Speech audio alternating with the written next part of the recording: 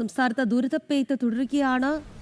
5 മരണങ്ങൾ ഇതിനോടകം തന്നെ റിപ്പോർട്ട് ചെയ്തു കഴിഞ്ഞു. മഴക്കെടുതി രൂക്ഷമാകുമ്പോൾ മലപ്പുറം കൊണ്ടോട്ടിയിൽ 4 വയസ്സുകാരനാണ് ഒഴുക്കിൽപ്പെട്ട് മരിച്ചത്. കോട്ടയം ഈരാറ്റുപേട്ട പയ്യാനിത്തോട്ടിലാണ് ഉരുൾപൊട്ടലിൽ വീട് തകർന്ന് 2 പേർ മരിച്ചത്. അമ്മയും മകനുമാണ് ഈ മരിച്ചവർ.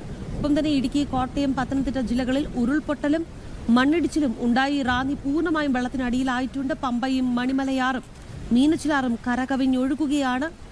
എന്തായാലും ഇപ്പോൾ റാന്നിയിൽ മഴ ഒന്ന് ശമിച്ചിട്ടുണ്ട്. അത് വലിയ ആശ്വാസകരമാണ്. ഒപ്പം കോട്ടയത്തേക്ക് വന്നു കഴിഞ്ഞാൽ അവിടെ ഇപ്പോഴും മഴ ശക്തമാണ് എന്നുള്ളത് വലിയ ആശങ്ക ഉണ്ടാക്കുന്നുമുണ്ട്. ഇനി നമുക്ക് കോഴിക്കോട്ടുള്ള സ്ഥിതി എന്താണ് എന്നുള്ളതാണ് പരിശോധിക്കേണ്ടത്. നമുക്ക് അവിടെ നിന്ന് രമ്യ ദാസ് ചേരുന്നുണ്ട് കൂടുതൽ വിവരങ്ങൾ നൽകാനായി. രമ്യ, കോഴിക്കോട് കൂടരഞ്ഞി ഉറുമിപ്പുഴയിൽ മലവെള്ളപ്പാച്ചിലുണ്ടായിരുന്നു. ഒപ്പം തന്നെ ഈങ്ങാപ്പുഴയിൽ വെള്ളപ്പൊക്കവും ഉണ്ടായിരുന്നു. ഇപ്പോൾ അവിടുത്തെ സ്ഥിതി എന്താണ്? ഒപ്പം തന്നെ വിലങ്ങാട്, അത് നമ്മുടെ മുന്നിൽ വലിയൊരു ആശങ്ക കൂടിയാണല്ലോ. രാഖി, ഇന്നലെ രാത്രി മുതൽ ആരംഭിച്ച ശക്തമായ മഴയ്ക്ക് നിലവിൽ ഇപ്പോൾ ഏകദേശം ശമനമുണ്ടെന്നുള്ള പറയാം. പക്ഷേ എങ്കിലും മൂടിക്കെട്ടിയ അന്തരീക്ഷം തന്നെയാണ്. മുഴുവനായും ഈ മഴയുടെ ആശങ്ക പൂർണ്ണമായും പോയിട്ടില്ല എന്ന് തന്നെയാണ് നമുക്ക് പറയാൻ കഴിയുന്നത്. ഇപ്പോഴും വലിയ രീതിയിലുള്ള കനത്ത മഴ, കാരണം കഴിഞ്ഞ മണിക്കൂറുകളെല്ലാം പെയ്തതുപോലെ ഒരു കനത്ത അതിശക്തമായ മഴ നിലവിലില്ല. ഏകദേശം മഴ ഒന്ന് ഒഴിഞ്ഞു നിൽക്കുന്ന ഒരു അന്തരീക്ഷമുണ്ട് നിലവിൽ.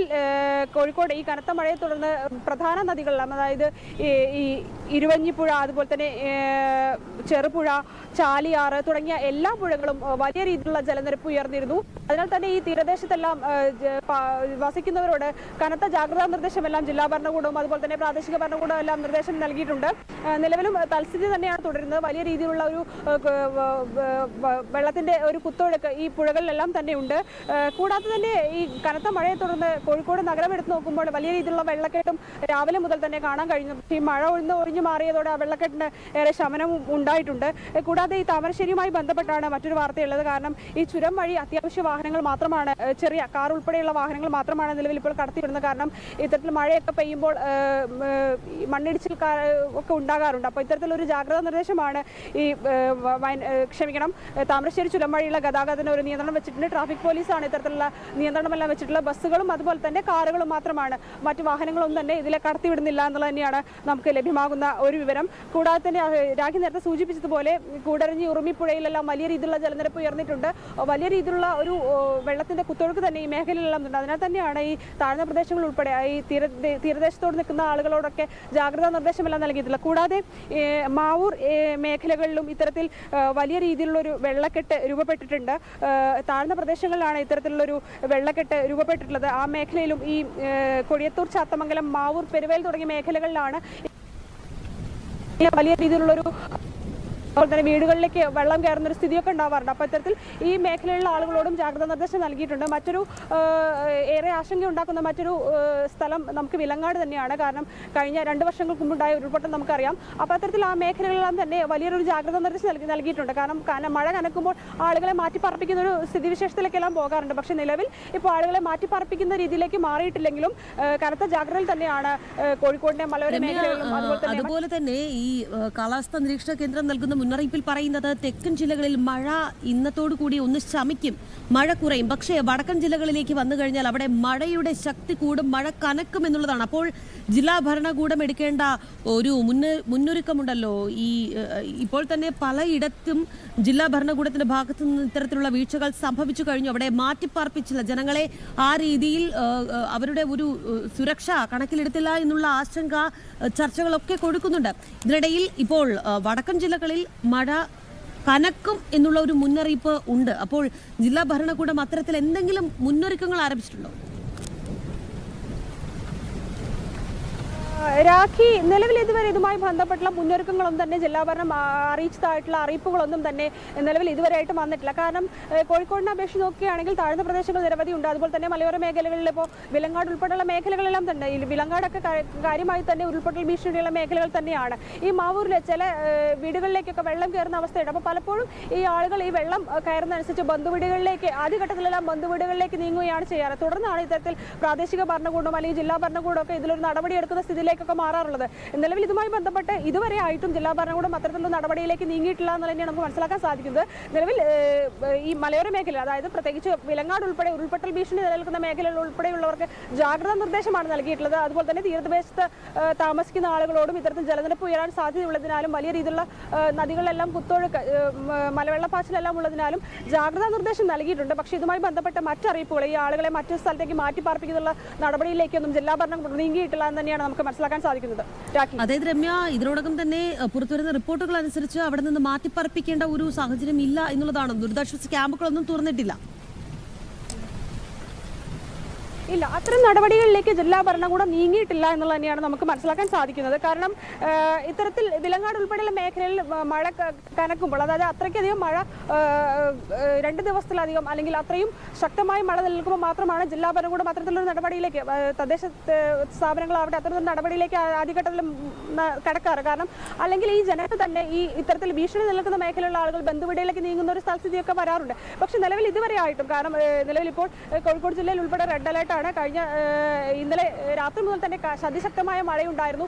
പല മേഖലകളിലും ഇത്തരത്തിൽ നദികളിലെല്ലാം ജലനിരപ്പ് ഉയരുക, മലവെള്ളപ്പാച്ചിലുണ്ടായിരുന്നു. പക്ഷേ ഇതുവരെ ആയിട്ടും ജില്ലാ ഭരണകൂടം ഇത്തരത്തിൽ ആളുകളെ മാറ്റിപ്പാർപ്പിക്കുന്നത്, അതായത് സുരക്ഷിതമായ കേന്ദ്രങ്ങളിലേക്ക് മാറ്റിപ്പാർപ്പിക്കുന്നതിനോ അത്തരത്തിലൊരു നടപടിയിലേക്ക് നീങ്ങിയിട്ടില്ല എന്ന് തന്നെയാണ് നമുക്ക് ഇതുമായി ബന്ധപ്പെട്ടുള്ള അറിയിപ്പുകളൊന്നും ജില്ലാ ഭരണകൂടത്തിന്റെ ഭാഗത്ത് നിന്ന് വന്നിട്ടില്ല എന്ന് തന്നെയാണ് നമുക്ക് മനസ്സിലാക്കാൻ സാധിച്ചിട്ടുള്ളത്. എന്തായാലും കോഴിക്കോട് ഇപ്പോൾ മഴയ്ക്കൊരു ശമനം വന്നിട്ടുണ്ട് എങ്കിൽ പോലും വരും ദിവസങ്ങളിൽ വടക്കൻ ജില്ലകളിൽ മഴ കനക്കും എന്നുള്ളതാണ് കാലാവസ്ഥാ നിരീക്ഷണ കേന്ദ്രം നൽകുന്ന സൂചനകൾ. പക്ഷേ ഇത് സംബന്ധിച്ച് ജില്ലാ ഭരണകൂടം യാതൊരു മുന്നൊരുക്കങ്ങളും ആരംഭിച്ചിട്ടില്ല എന്നുള്ളതാണ് ലഭിക്കുന്ന വിവരം. ഒപ്പം തെക്കൻ ജില്ലകളിൽ വരും ദിവസങ്ങളിൽ മഴ കുറയും എന്നുള്ള ആശ്വാസകരമായ റിപ്പോർട്ട് കൂടി വരുന്നുണ്ട്. ഇനി നമുക്ക് മലപ്പുറത്തേക്കാണ് പോകേണ്ടത്. ശിവദാസ് കർമ്മനം അവിടെ നിന്ന് ചേരുകയാണ്. ശിവദാസ്, അവിടെ ഒരു മരണം റിപ്പോർട്ട് ചെയ്തിട്ടുണ്ട്. എന്താണ് മഴയുടെ സാഹചര്യം? ഒപ്പം തന്നെ ഒരു കുഞ്ഞ് ഒഴുക്കിൽപ്പെട്ട് മരിച്ചു എന്നുള്ള വിവരം കൂടി സ്ഥിരീകരിക്കുന്നുണ്ടല്ലോ. മലപ്പുറം ജില്ലയിലും ഇന്നലെ രാത്രി മുതൽ തന്നെ മഴ ശക്തമായി തന്നെ പെയ്യുന്നുണ്ട്. ഇന്ന് രാവിലെയും ഇത്തരത്തിൽ കനത്ത മഴ ഉണ്ടായിരുന്നു. ഇപ്പോൾ ഒരു കുഞ്ഞു കൂടി ഒഴുക്കിൽപ്പെട്ട് മരിച്ചിരിക്കുന്നു.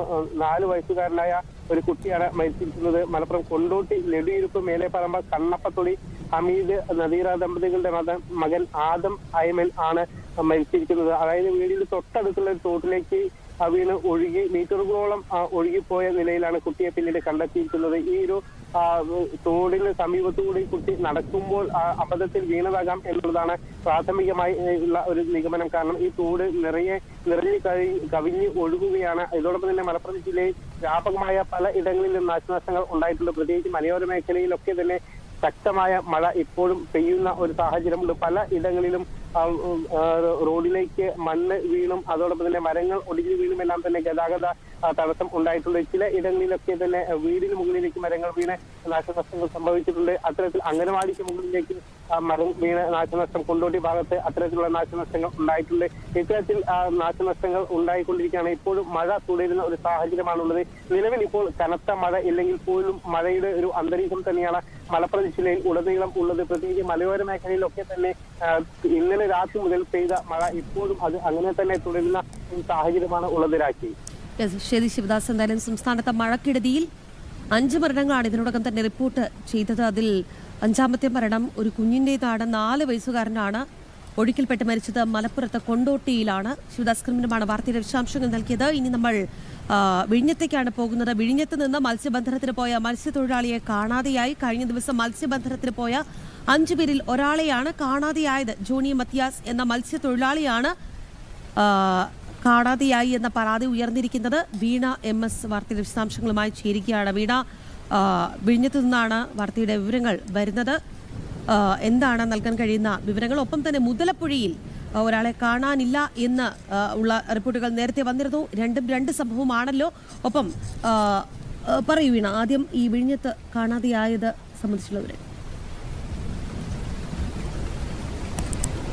മുതലപ്പുഴയിലെയും വിഴിഞ്ഞത്തെയും സംഭവങ്ങൾ സമാനമാണെങ്കിൽ പോലും മുതലപ്പുഴയിൽ കാണാതായ മത്സ്യത്തൊഴിലാളികളുമായിട്ട് ഈ ഒരു കാര്യത്തിൽ ബന്ധമില്ല എന്നുള്ളതാണ്. വിഴിഞ്ഞത്ത് നിന്ന് കഴിഞ്ഞ ദിവസം 2 മണിക്ക് മത്സ്യബന്ധനത്തിലേക്ക് പോയ 5 മത്സ്യത്തൊഴിലാളികൾ അടങ്ങുന്ന ഒരാളെയാണ് കാണാതായിരിക്കുന്നത് എന്നുള്ളതാണ്. 2 മണിക്കാണ് ഇവർ ഇവിടുന്ന് മത്സ്യബന്ധനത്തിന് പോയത്. അതിൽ ശക്തമായിട്ടുള്ള കാറ്റാണ് അനുഭവപ്പെട്ടത്. ആ കാറ്റിനെ തുടർന്നാണ് ഒരു മത്സ്യത്തൊഴിലാളി കടലിലേക്ക് വീണത്. അദ്ദേഹത്തിന്റെ നിലവിളി കേട്ടിരുന്നു, പക്ഷേ അദ്ദേഹത്തെ രക്ഷിക്കാൻ സാധിച്ചില്ല എന്നാണ് ഒപ്പമുണ്ടായിരുന്ന മത്സ്യത്തൊഴിലാളികൾ പ്രതികരിച്ചിരിക്കുന്നത്. അവർ അല്പസമയങ്ങൾക്ക് മുമ്പ് നമ്മളോട് സംസാരിക്കുകയും ചെയ്തു. പക്ഷേ ഇപ്പോൾ ശാരീരിക ബുദ്ധിമുട്ടുകൾ അവർക്ക് അനുഭവപ്പെടുന്നതിനാൽ അവരെ ആശുപത്രിയിലേക്കും മറ്റും ഭക്ഷണം കഴിക്കാത്ത സാഹചര്യം ഉള്ളതിനാൽ തന്നെ ഭക്ഷണം കഴിക്കുന്നതിനുമൊക്കെയായി ഇവിടെ നിന്ന് മാറ്റിയിരിക്കുകയാണ്. നിരവധി മത്സ്യത്തൊഴിലാളികൾ മത്സ്യബന്ധനത്തിന് പോയി ഇപ്പോഴും മടങ്ങിയെത്താനുണ്ടെന്ന് കൂടി അവർ പറയുന്നുണ്ട്. പ്രത്യേകിച്ച് ഈ കാലാവസ്ഥ വ്യതിയാനം ഉണ്ടാകുമ്പോൾ മത്സ്യബന്ധനത്തിലേക്ക് പോകരുത് എന്നുള്ളൊരു നിർദ്ദേശം അവർക്ക് ലഭിച്ചിരുന്നില്ല എന്ന് കൂടി അവർ പറയുന്നുണ്ട്. അദ്ദേഹത്തെ എത്രയും വേഗം കണ്ടെത്തണമെന്നുള്ളൊരു ആവശ്യം കൂടിയാണ് മത്സ്യത്തൊഴിലാളികൾ ഉന്നയിക്കുന്നത്. ജോണി മത്തിയാസ് എന്ന 50 വയസ്സിന് മുകളിൽ പ്രായമുള്ള ആളിനെയാണ് കാണാതായിരിക്കുന്നത് എന്നുള്ളതാണ്. സ്വാഭാവികമായി അദ്ദേഹത്തിന്റെ കുടുംബാംഗങ്ങളും ഇപ്പോൾ ആശങ്കയിലാണ്. കോസ്റ്റൽ പോലീസിനെ വിവരം അറിയിച്ചിട്ടുണ്ട്. കോസ്റ്റൽ പോലീസിന്റെ ഭാഗത്തുനിന്ന് കാര്യമായിട്ടുള്ള ഇടപെടൽ ഉണ്ടാകുന്നില്ല എന്ന് കൂടി മത്സ്യത്തൊഴിലാളികൾ ആശങ്ക പങ്കുവയ്ക്കുകയാണ്. ഈ പ്രതികൂലമായ കാലാവസ്ഥ നമ്മൾ ഈ തീരത്ത് കാണുന്ന ഒരു കാലാവസ്ഥയല്ല ഉൾക്കടലിലേക്ക് പോകുമ്പോഴെന്നാണ് അവർ പറയുന്നത്. ഭയാനകമാകുന്ന അല്ലെങ്കിൽ ശക്തമായിട്ടുള്ള കാറ്റ് അനുഭവപ്പെടുന്നു. ഭീതിജനകമായിട്ടുള്ള ശക്തമായ കാറ്റാണ് ഉൾക്കടലിൽ അനുഭവപ്പെടുന്നത്. പെട്ടെന്ന് കാലാവസ്ഥയിൽ ഉണ്ടാകുന്ന വ്യതിയാനമാണ് കഴിഞ്ഞ ദിവസം സംഭവിച്ചതെന്നാണ് അവർ വ്യക്തമാക്കുന്നത്. അതിനാൽ തന്നെ എന്ത് ചെയ്യണമെന്ന് അവർക്ക് അറിയില്ലായിരുന്നു. അത്തരത്തിലൊരു മുന്നറിയിപ്പ് ലഭിച്ചിരുന്നെങ്കിൽ അവർ ഒരിക്കലും മത്സ്യബന്ധനത്തിന് പോകില്ലായിരുന്നു എന്നുകൂടി മത്സ്യത്തൊഴിലാളികൾ അറിയിച്ചിരിക്കുകയാണ്. എന്ത് തന്നെയായാലും അദ്ദേഹത്തെ കണ്ടെത്തണം, എത്രയും വേഗം കണ്ടെത്തണം. കോസ്റ്റൽ പോലീസിന്റെ ഭാഗത്തു നിന്ന് ശക്തമായിട്ടുള്ള ഇടപെടൽ വേണമെന്ന് കൂടിയാണ് മത്സ്യത്തൊഴിലാളികൾ പറയുന്നത്. രാഖി, അതായത് ശക്തമായ കാറ്റാണ് ഉൾക്കടലിൽ, അത് തന്നെയായിരുന്നു മുതലപ്പുഴയിലും കണ്ടത്. എന്തായാലും അതായത് ഇവർ പറയുന്നതനുസരിച്ച് കൃത്യമായ ഒരു നിർദ്ദേശങ്ങൾ, മുന്നറിയിപ്പുകൾ ഇവർക്ക് ലഭിച്ചില്ല എന്നുള്ളതാണോ? കാരണം ഇന്നലെയാണ് ഇവർ മത്സ്യബന്ധനത്തിന് വേണ്ടി പോയത്. ഇപ്പോൾ കോസ്റ്റൽ പോലീസിന്റെ ഭാഗത്ത് നിന്ന് കൃത്യമായ ഒരു സഹായം ലഭിക്കുന്നില്ല എന്നുകൂടി അവർ പറയുന്നുണ്ടല്ലോ. തീർച്ചയായും രാഖി, അത് തന്നെയാണ്. ഇവർ ഇന്നലെ ഉച്ചയ്ക്ക് 2 മണിയോട് കൂടിയാണ് മത്സ്യബന്ധനത്തിനായി കടലിലേക്ക് പുറപ്പെട്ടത്. 5 പേർ അടങ്ങുന്ന സംഘമാണ്. പക്ഷേ ആ സമയത്ത് ഇവിടെ നിന്ന് പുറപ്പെടുമ്പോൾ കാലാവസ്ഥയിൽ വലിയ തരത്തിലുള്ള വ്യതിയാനങ്ങളോ മാറ്റങ്ങളോ ഒന്നും തന്നെ ഇല്ലായിരുന്നു. തുടർന്ന് അവർ ഉൾക്കടലിലേക്ക് എത്തിയ മത്സ്യബന്ധനത്തിനിടയിലാണ് ശക്തമായിട്ടുള്ളൊരു കാറ്റ്, അപ്രതീക്ഷിതമായിട്ടുള്ളൊരു കാറ്റ് അവരുടെ നേർക്ക് അനുഭവപ്പെട്ടത്. തുടർന്ന് തന്നെ ഇദ്ദേഹം കടലിലേക്ക് വീഴുകയായിരുന്നു. ജോണി മത്തിയാസ് കടലിലേക്ക് വീഴുകയായിരുന്നു എന്നാണ് ഒപ്പമുണ്ടായിരുന്ന മത്സ്യത്തൊഴിലാളികൾ പറയുന്നത്. ഒപ്പമുണ്ടായിരുന്ന മത്സ്യത്തൊഴിലാളിയെ കാണാതായതിൽ അവർക്ക് അതിയായ ദുഃഖമുണ്ട്. അദ്ദേഹത്തെ എത്രയും വേഗം കണ്ടെത്തണമെന്നുള്ള ആവശ്യം തന്നെയാണ് അവർ ഉന്നയിക്കുന്നത്. കോസ്റ്റൽ പോലീസിന്റെ ഭാഗത്തു നിന്ന് കൃത്യമായിട്ടുള്ള ഇടപെടൽ ഉണ്ടാകുന്നില്ല എന്ന് അവർ പറയുന്നുണ്ട്. ഒപ്പം തന്നെ അവരെ രക്ഷപ്പെടുത്തി കൊണ്ടുവന്ന ഈ ഒരു യാനത്തിലാണ് അവരെ രക്ഷപ്പെടുത്തി ഇങ്ങോട്ടേക്ക് എത്തിച്ചത്. തുടർന്ന് അവരെ ഇവിടെ നിന്നിപ്പോൾ ആശുപത്രിയിലേക്കും മറ്റ് പ്രാഥമിക ചികിത്സ നൽകുന്നതിനായി കൊണ്ടുപോയിരിക്കുകയാണ്. വിറച്ചുകൊണ്ടാണ് ഈ മത്സ്യത്തൊഴിലാളികൾ നമ്മളോട് പ്രതികരിച്ചത് എന്നുള്ളതാണ്. കോസ്റ്റൽ പോലീസിന്റെ ഭാഗത്തു നിന്ന് ശക്തമായിട്ടുള്ള ഇടപെടൽ വേണം, അദ്ദേഹത്തെ വേഗത്തിൽ കണ്ടെത്തണമെന്നുള്ള ഒരു ആവശ്യം കൂടിയാണ് അവർ പറയുന്നത്.